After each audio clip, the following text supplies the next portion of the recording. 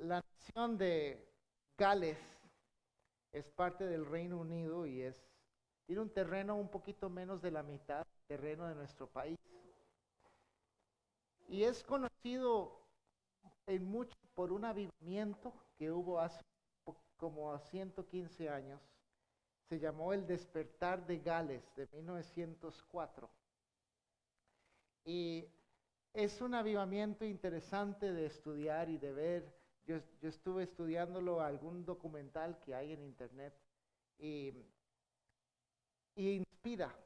Y hay una de las cosas que inspiran mucho es que uno de los evangelistas más importantes tenía apenas 24 años, se llamaba Evan Roberts. Él era minero, no era pastor necesariamente, pero estudiaba en la mina. Él mismo sintió que, que Dios quería moverse y dice que Dios le daba sueños y él hasta decía, lo visitaba de noche y él estaba apasionado por ver el movimiento de Dios en su nación. Y habían otros evangelistas itinerantes que estaban viajando y haciendo campañas en diferentes lados.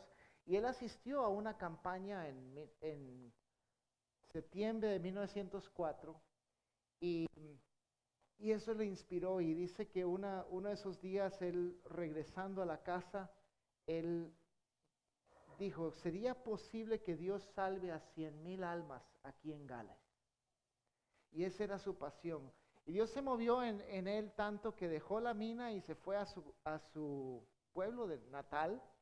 Y ahí se reunió en la iglesia con los jóvenes. Y habían 18 jóvenes. La iglesia todavía existe.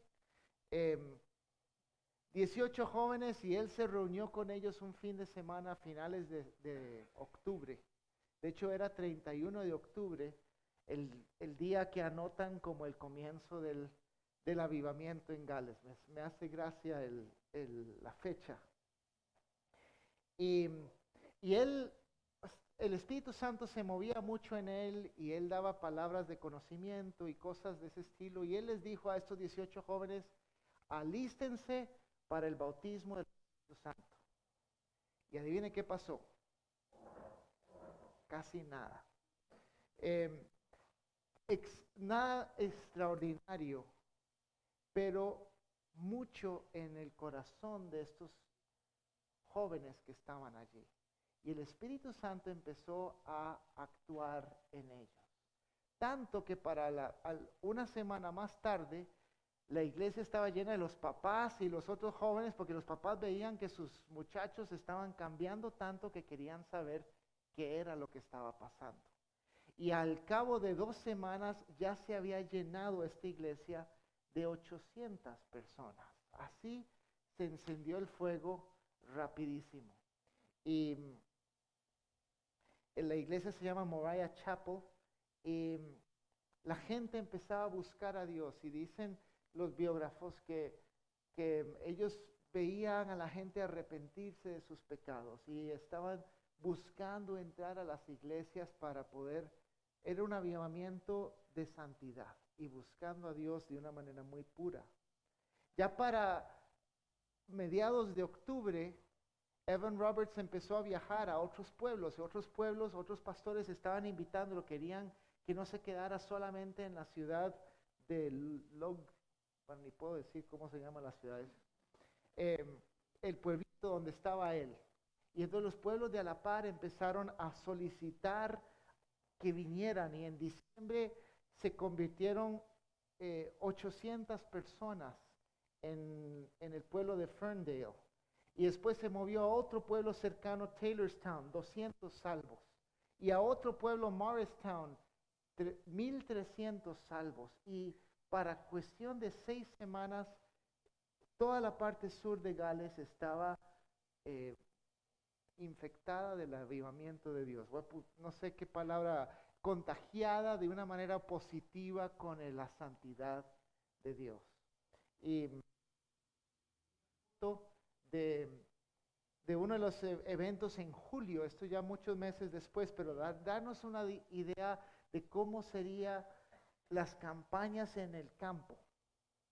Y hay una foto también de ya unas campañas en la ciudad de Cardiff, que es la capital de Gales. Y es impresionante escuchar a la gente, y ahí se encuentran entrevistas de personas cuya abuelita estuvo ahí, ¿verdad? Y entonces hay todavía recuerdos en ese sentido.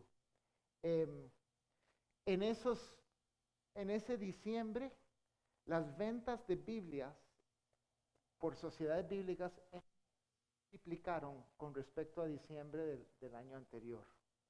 Em, Datos interesantes. em, las mujeres tuvieron un rol muy importante en este mover de Dios. No era solo los hombres, sino que Dios el Espíritu Santo derramó sobre mujeres, y mujeres evangelizaron, y hay varias que tomaron un rol prominente en este pequeño avivamiento que hubo. En la ciudad de Cardiff, las borracheras bajaron en 60%, y algunos bares cerrar porque quebraron ese fin de año. En los 2 años siguientes, los hospitales registraron mucho menos bebés naciendo de madres solteras. Entonces, el impacto del avivamiento estaba llegando y afectando inclusive a la ciudad, y aún los no cristianos se estaban dando cuenta. Dicen que algunas veces los jueces llegaban a trabajar y no había nada que hacer porque la gente no se estaba portando mal. Y hasta cancelaron actividades políticas y partidos de fútbol. Imagínense el avivamiento que tuvieron que cancelar algunas de esas. Entre conversiones y reconciliaciones, fueron 100,000 personas que fueron reavivadas en esa ocasión. La promesa que Dios le dio a ese señor ese día, para los 2 años siguientes se cumplió, y él le entregó ese avivamiento. Y el avivamiento se extendió a otros países, obviamente a Gran Bretaña, a Escocia, a Irlanda, pero también a Dinamarca y diferentes partes, y hay hasta registros de que cruzó el Atlántico y llegó a Estados Unidos y a otros lugares. Gente avivada en el Espíritu Santo.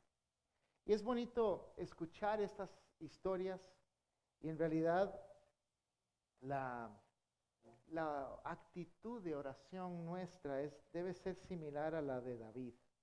La de Daniel 9, después de hablar de lo que Dios hizo, él le pidió: Señor, hazlo otra vez, hazlo de nuevo. Y cuando escuchamos de avivamientos como este estilo, eso puede ser una oración: Señor, hazlo en Costa Rica, hazlo aquí en mi pueblo, hazlo en Moravia, hazlo en Heredia, hazlo en nuestra casa. Y la oración de Daniel: escúchanos, perdónanos, visítanos y no tardes. Hazlo de nuevo y no tardes, por amor de tu nombre, porque es para tu nombre. Y avivamientos como este estilo ha habido muchos, y a la vez son esparcidos. Y uno dice: bueno, Señor, ¿dónde te estás moviendo? Quiero que te muevas otra vez, hazlo de nuevo. La semana pasada vimos en Hechos capítulo 19 un avivamiento que Dios hizo en Éfeso. Tanto que los magos y los hechiceros hicieron una gran fogata quemando sus libros. Y Dios se estaba moviendo muchísimo en Éfeso. Y hemos estado en Éfeso durante varias semanas, todavía nos falta una semana más. Dios hizo muchas cosas en Éfeso, y vimos la semana pasada cómo Dios a través de Pablo hizo una escuela de pastores, y se fundaron iglesias, y muchas de las iglesias en lo que ahora es Turquía fueron fundadas por los discípulos de Pablo a manera de control remoto. Y Pablo estuvo en esa ciudad 3 años enteros. Y era una ciudad de mucho conflicto espiritual. Sin embargo, Dios escogió ese lugar para traer un avivamiento y traer un impacto que llegara a otros países, y que todavía nos llega a través del libro de Efesios y a través de las historias que leemos acerca de ellos en Hechos, inclusive en Apocalipsis. Hay una carta que Jesús le escribe a la iglesia en Éfeso. Y Pablo mismo, escribiendo acerca de su tiempo en Éfeso, en 1 Corintios, él dice: en Éfeso luché contra las fieras. 1 Corintios 15 es un capítulo de la resurrección de Cristo. Y él está diciendo, si Cristo no hubiera resucitado, ¿para qué estamos? Y entre el para qué estamos dice un montón de cosas donde él sufrió. Y él dice, hasta en Éfeso luché contra las fieras. ¿Será que Pablo estaba haciendo algo así? Yo creo que no. Está describiendo un conflicto en una metáfora, pero está describiendo un conflicto con una gente. Y es posible que es el pasaje que vamos a estudiar hoy, luchando contra las fieras. Y les invito a abrir sus Biblias en Hechos 19. Y el evento que vamos a ver hoy sucedió en este lugar, el teatro de Éfeso. El anfiteatro de Éfeso. Esas son las ruinas, es una foto reciente. Un anfiteatro donde cabían más de 2.500 personas. Imagínense ese lugar lleno hace 2.000 años. Y ahí es donde yo creo que Pablo se enfrentó contra las fieras. Y en ese lugar se enfrentó contra 2.500 personas muy enojadas y que comenzaron a gritar y comenzaron a decir: grande es Diana de los Efesios, y gritaron eso por 2 horas.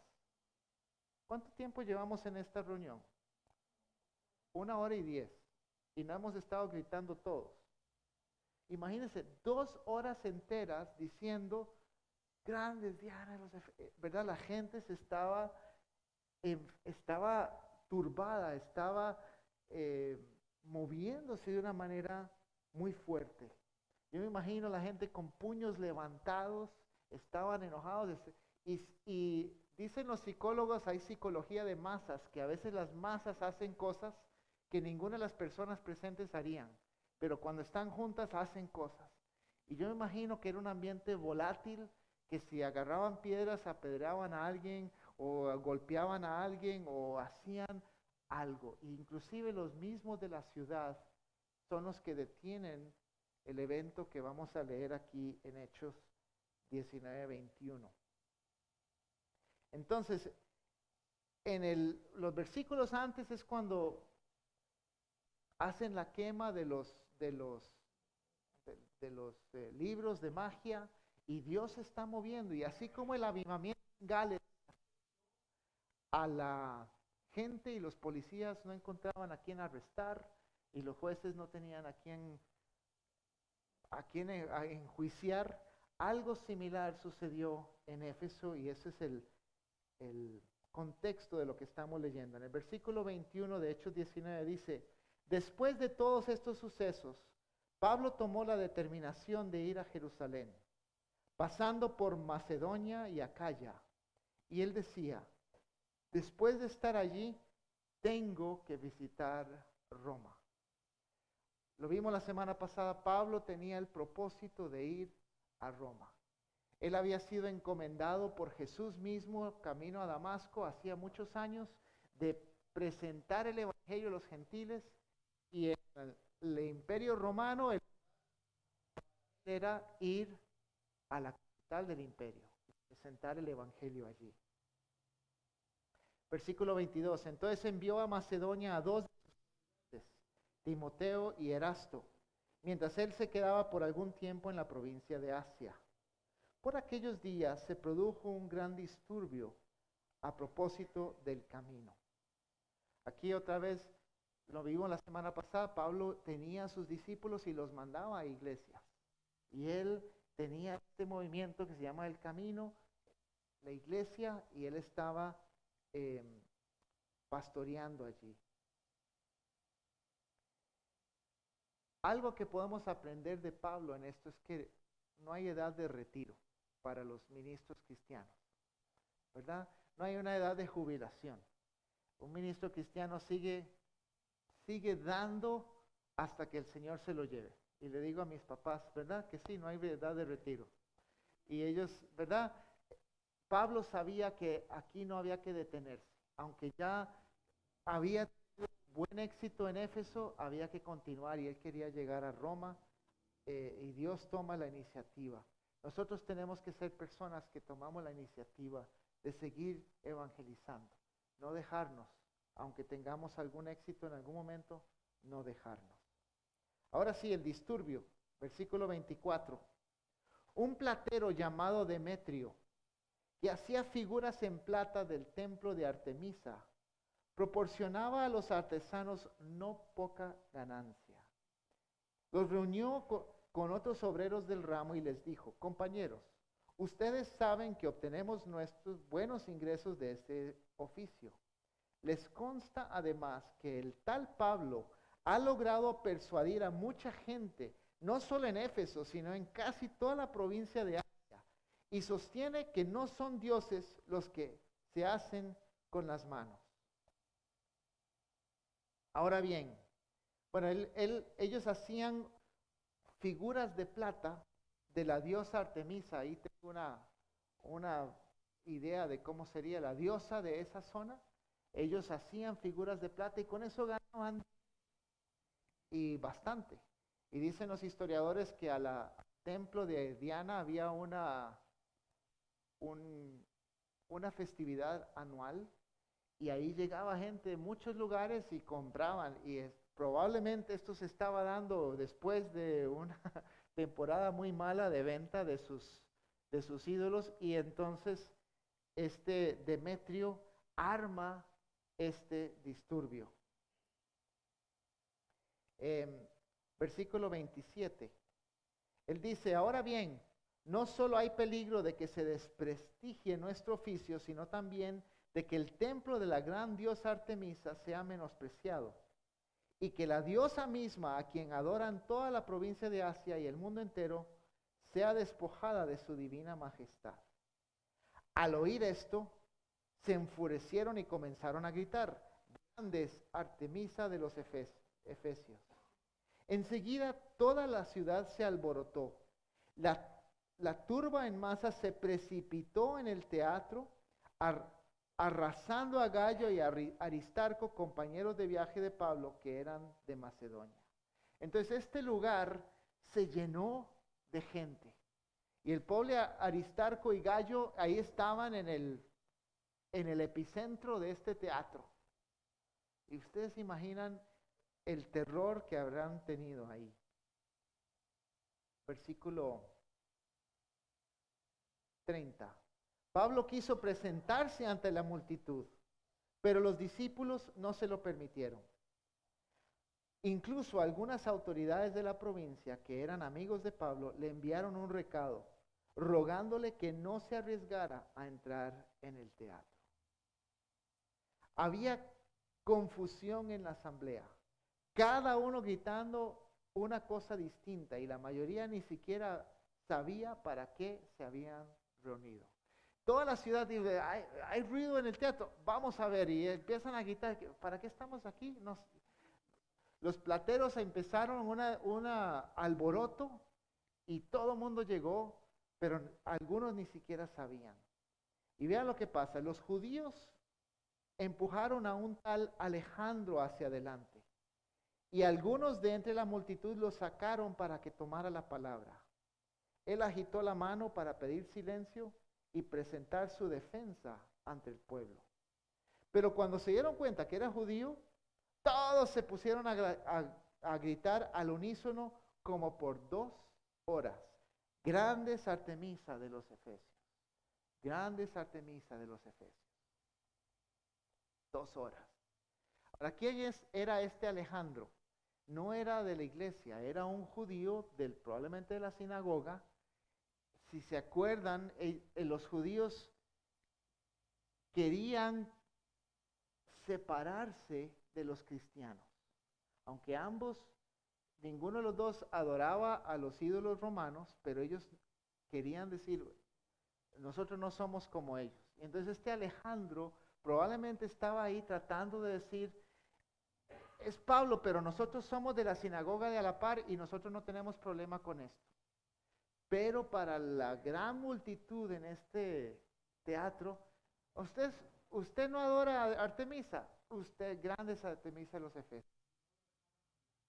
No lo dejaron separarse de, de los cristianos o del camino, que es como lo llaman aquí. Y ahí se arma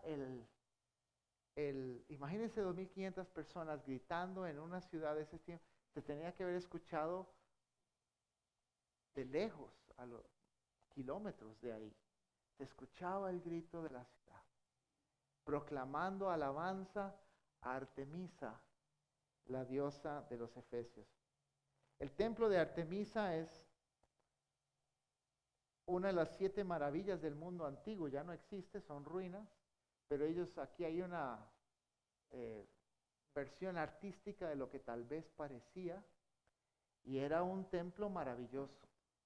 Y ahí la gente venía de muchos lugares. Y dicen también que probablemente fue fundada a partir de un meteorito. Un meteorito cayó en la ciudad y dijeron, esta es Diana que bajó del cielo.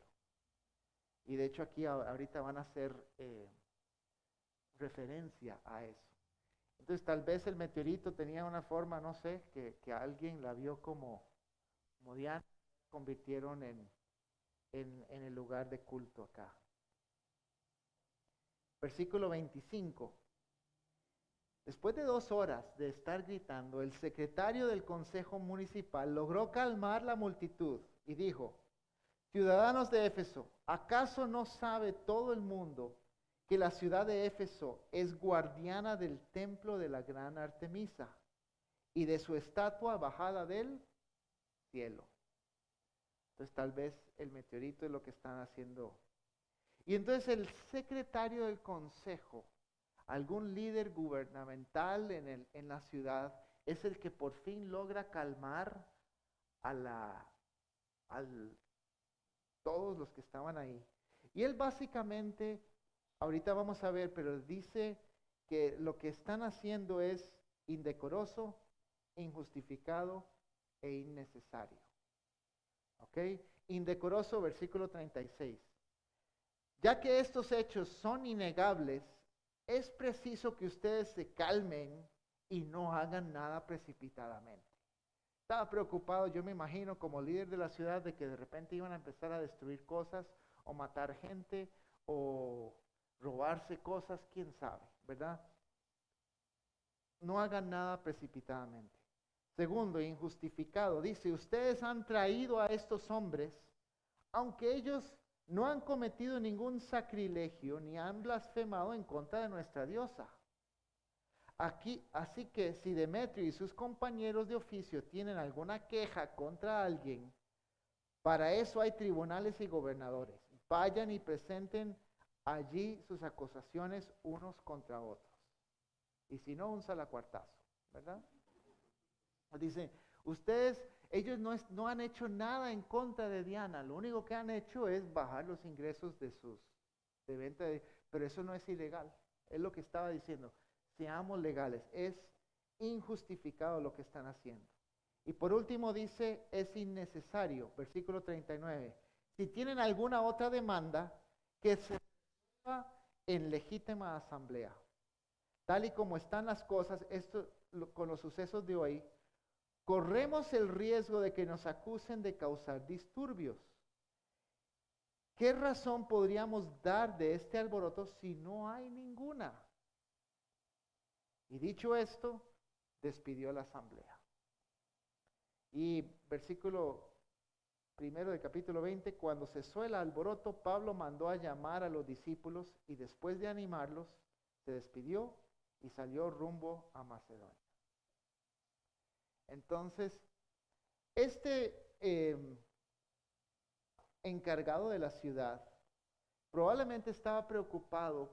Roma estaba a un largo de aquí y él no quería que los romanos dijeran que en Éfeso se producen disturbios sin razón. Y entonces él estaba preocupado también por la reputación de la ciudad. Y entonces él calma el alboroto que se armó aquí. Es interesante, este líder político no era cristiano, pero Dios obra en él.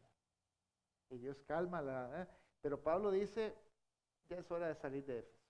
Como que ya, después de 3 años, ya es hora de continuar. Y él, además, habíamos leído que él quería ir a Roma. Entonces iba a hacer una visita a otro lado y después va camino a Roma. Dios usa a veces a gente impía para lograr su voluntad. Y Dios, a fin de cuentas, sí es soberano y Él puede hacer lo que quiera. Da mucha libertad, pero de vez en cuando, ¿verdad? Él mueve las cosas para hacer su voluntad. Ahora, cuando yo estaba estudiando este pasaje, es interesante, pero me llamó la atención el versículo 30.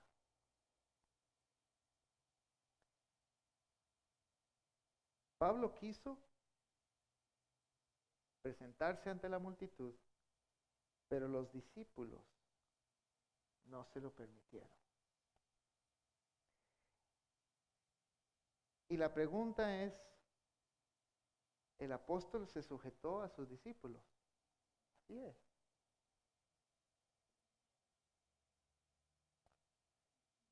Y yo he estado meditando en esto. Pablo era el líder de todos estos muchachos, de sus discípulos, y ahí hay una lista de ellos en el versículo 5 del capítulo 20, y los mandaba para acá y para allá. Pero en esta ocasión, Pablo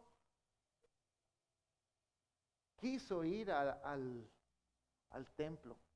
Acuérdese, en Hechos 17 había ido a la Corte Suprema en Atenas, y ahí él presentó el evangelio a todos en el Areópago. Y Pablo, seguramente, que hombre apasionado, él dice, yo puedo. Pero los discípulos no lo dejaron. Y quiero explorar un poco esto.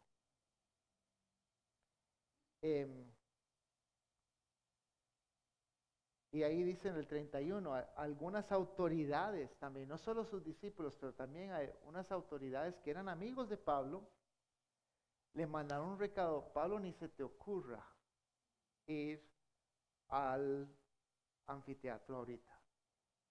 Y seguro tuvieron que sostener a Pablo, ¿verdad?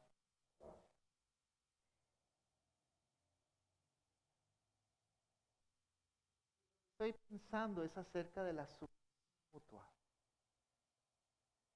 Y de hecho Pablo habla de unos otros. ¿Y en qué carta está eso? En Efesios.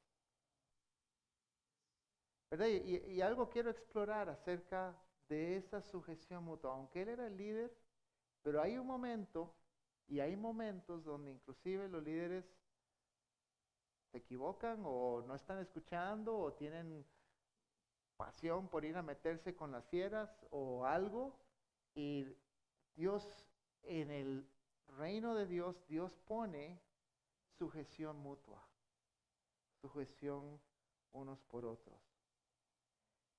Buscando encontré una imagen que es un poco fuerte, pero habla un poco acerca del machismo, que la regla interna de esta casa. Y tú dices, sí, Señor. Y eso a veces se da con los hijos, se da con las esposas, se da a veces bien, y se da en diferentes lugares.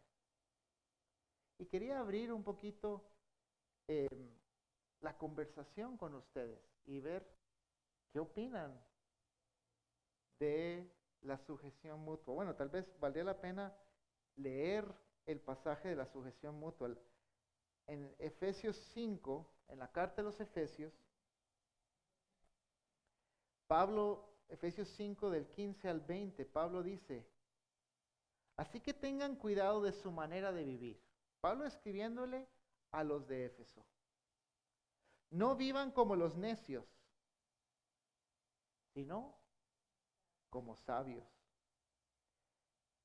aprovechando al máximo cada momento oportuno, porque los días son malos. Porque, por tanto, no sean insensatos, sino entiendan cuál es la voluntad del Señor. No se emborrachen con vino que lleva al desenfreno. Al contrario, sean llenos del Espíritu. Entonces Pablo está diciendo, tengamos cuidado de cómo vivir. No se emborrachen con vino, sino, porque eso lleva al desenfreno. Una ciudad que conocía el desenfreno, lo acabamos de leer. Ellos conocían esto. Sino sean llenos del Espíritu. Y después escribe algunos puntos de cómo ser llenos del Espíritu. Sean llenos del Espíritu, anímense unos a otros con salmos, himnos y canciones espirituales. La gente del Espíritu cantan y alaben al Señor con el corazón. La gente llena del Espíritu alaben al Señor con el corazón, dando siempre gracias a Dios el Padre por todo, en el nombre de nuestro Señor Jesucristo. Y la gente llena del Espíritu se someten unos a otros por reverencia a Cristo. Y después el pasaje viene a hablar, maridos, amen a sus mujeres, esposas, sujétense a sus maridos. Pero